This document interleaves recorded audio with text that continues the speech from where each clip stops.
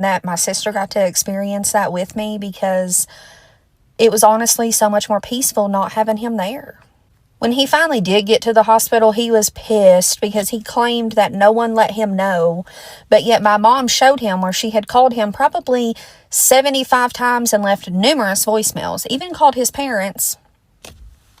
Once they got me moved to the postpartum unit, he held her for the first time, and that's when he confronted my mom, saying that she never let him know that I was in labor, and he made my family leave the hospital. I was married to a man who's serving 45 years in prison for murder, and this is my story, part 6. Once I came home from the hospital from having my second child, the physical abuse started right back up, and this time it was way worse than it was in the beginning.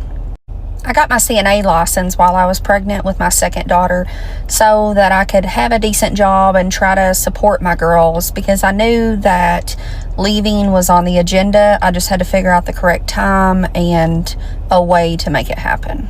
Every job that I would get, he would throw a fit and end up causing me to lose my job from calling in or just quitting altogether because he threw such a fit.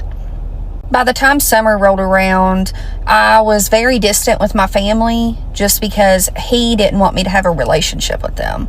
So I didn't get to see my parents a whole lot, even though we lived less than 10 minutes away. They would show up down at my house and we would spend all day together. But then as soon as they left, I would get the shit beat out of me. Now, don't think for a minute that I just let him beat the hell out of me, because honey, I beat the hell right back out of him. This is times whenever I should have left, but I continued to think that I could change him. But we all can clearly see that I did not. Fast forward a couple months later, and I had no phone, no job, no money. I kept finding like white substances, like little powder on the bathroom counter and the kitchen counters. And I would ask him about it, and he would say it was drywall dust. And I know, like, I should have immediately knew what the fuck it was, but my dumb ass was like, oh yeah, that probably makes sense. Even though we wasn't even like remodeling our house. I don't know. It wasn't until I started finding straws with the white powder that I knew what he was doing.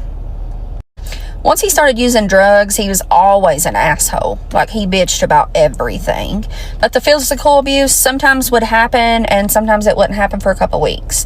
So it was kind of getting, I don't know, a little bit better and easier to deal with.